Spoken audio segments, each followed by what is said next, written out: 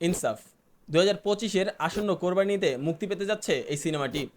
এই সিনেমাটিতে অভিনয় করেছেন বাংলাদেশের উদীয়মান অভিনেতা শরীফুল রাজ এবং এই সিনেমাটি পরিচালনা করেছেন সঞ্জয় সমদ্দার, যিনি এর আগে জিতের সাথে একটি মানুষ সিনেমা পরিচালনা করেছিলেন। সেটি একদমই ভালো হয়নি। গতকাল এই সিনেমাটির 2টি পোস্টার রিলিজ করা হয় জাজ মাল্টিমিডিয়ার ফেসবুক পেজে। সো আজকে আমরা সেই পোস্টারটি নিয়ে আলোচনা করতে যাচ্ছি। আসসালামু আলাইকুম সবাইকে, সিনেমাইটসের আরও একটি নতুন ভিডিও নিয়ে আপনাদের কাছে হাজির হয়েছি। সো চলুন আর দেরি না করে ভিডিওটি শুরু করা যাক। পোস্টারটি নিয়ে কথা বলা যাক। যদি আপনারা আমাকে জিজ্ঞাসা করেন পোস্টারটি আমার দিক থেকে কেমন লেগেছে, আমি জাস্ট একটা কথাই বলবো যে জাস্ট ওয়াও হয়েছে, জাস্ট মাইন্ড ব্লোয়িং। পোস্টারটি একদম ফাটিয়ে দিয়েছে।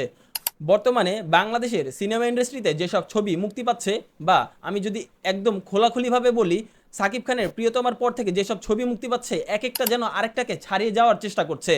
কিন্তু এটা শুধুমাত্র এতদিন সাকিব খানের ছবিগুলোর মধ্যেই সীমাবদ্ধ ছিল। কিন্তু আমার মনে হচ্ছে বর্তমানে শরীফুল রাজের এই ইনসাফ সিনেমাটি ভালো একটি পর্যায়ে যাওয়ার জন্য চেষ্টা করছে।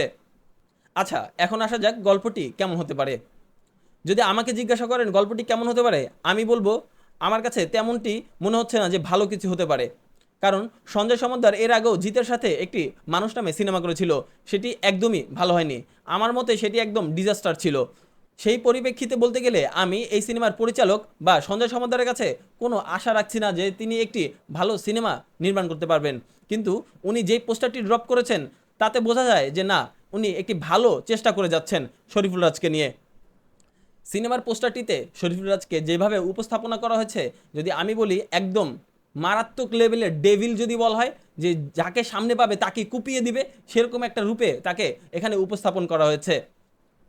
সিনেমাটির নাম ইনসাফ এবং যে পোস্টারটি এই সিনেমা ড্রপ করা হয়েছে, দুটি যদি একসাথে যুক্ত করে আমি গল্পটি বের করার চেষ্টা করি, তাহলে এরকম হবে কোনো একটি জনগোষ্ঠীর জন্য শরীফুল রাজ সবসময় যুদ্ধ করে যাচ্ছেন, বা তাদেরকে ন্যায় বিচার পাইয়ে দেওয়ার জন্য সবসময় তার সংগ্রাম চালিয়ে যাচ্ছেন। তার জন্য তিনি যা ইচ্ছা তাই করতে পারেন, কারো কোনো পরোয়া করেন না, একদম যাকে পাবে তাকেই শেষ করে দিবে। তারপরও সবাইকে ন্যায় বিচার বা ইনসাফ দিয়ে ছাড়বে।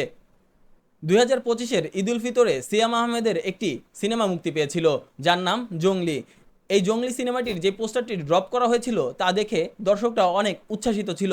সবাই মনে করেছিল এই সিনেমাটি অনেক ভায়োলেন্স ঘরানার একটি মুভি হবে, কিন্তু একদমই তা নয়। অবশেষে যা হয়, সিয়াম আহমেদের প্রতি দর্শকদের যে চাহিদাটা ছিল সেটা সিয়াম আহমেদ পূরণ করতে পারেনি। তার কারণ হলো পুরো সিনেমাটি অন্য একটি ক্যারেক্টারের মধ্যে দিয়ে চলছিল, এবং লাস্টের যে ক্যারেক্টারটা বা পোস্টারে যে ক্যারেক্টারটি দেখানো হয়েছে সেটা লাস্টে গিয়ে একটু দেখানো হয়, বা ওইখানে মুভিটি শেষ করা হয়, এরকম একটা ক্যারেক্টার ছিল বা এরকম একটা কাহিনী বেস্ট ছিল আর কি।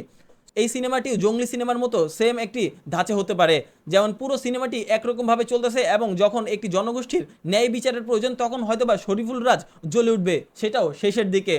হয়তোবা যেটা আমাদের দর্শকদের চাহিদা সেটা এই সিনেমাটির মাধ্যমে পূরণ নাও হতে পারে, কিন্তু আমি এমনটা চাই না। আমি চাই এটা একটি ভালো ঘরানার মুভি হোক এবং দর্শক হলমুখী হোক। শরীফুল রাজের প্রতি দর্শকদের চাহিদা, আমার মনে হয় না শরীফুল রাজের প্রতি দর্শকদের কোনো এক্সট্রা এক্সপেকটেশন থাকবে যে এই মুভিটি ভালো করতেই হবে। কিন্তু হ্যাঁ, উনি যেই পোস্টারটি ড্রপ করেছেন এই সিনেমাটির, সেটার দ্বারা একটু তো আশা করাই যায় তিনি এই সিনেমাটি অনেক ভালো একটি প্রেজেন্টেশন করবে, বা এই সিনেমাটিতে তিনি অনেক ভালো একটি অভিনয় করবেন। এখানে একটি বিষয় নিয়ে কথা না বললেই নয়। কোনো সিনেমার পোস্টার বা কোনো সিনেমার ট্রেলার বা টিজার দেখে কোনো সিনেমাকে জাজ করা যায় না।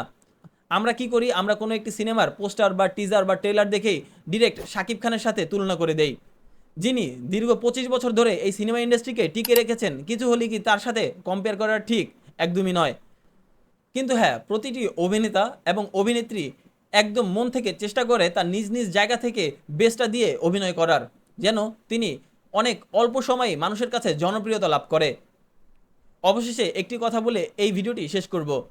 আমি মন প্রাণ থেকে চাই সিনেমা ইন্ডাস্ট্রি অনেক দূরে এগিয়ে যাক এবং অনেক ভালো ভালো সিনেমা আসুক আমাদের এই বাংলা ইন্ডাস্ট্রিতে, যেগুলো দিয়ে আমরাও অন্যান্য দেশের সাথে বা বলিউড হলিউডের সাথে একদিন কম্পেয়ার করব। আমাদেরও বাজার হয়ে যাবে 1000-2000 কোটি টাকার বাজার। যেখানে আমরা এখন 100-200 কোটি টাকা নিয়ে স্বপ্ন দেখছি, তখন আমরা স্বপ্ন দেখব 1000-2000 বা 5-10 হাজার কোটি টাকা আমাদের বাংলা ইন্ডাস্ট্রির সিনেমাও একদিন আয় করবে। সো আজকের ভিডিওটি এ পর্যন্তই। আশা করি ভিডিওটি ভালো লাগলে অবশ্যই সাবস্ক্রাইব করে বেল আইকনটিতে একটি বড় করে চাপ দিয়ে দিবেন। ধন্যবাদ, ভালো থাকবেন সবাই।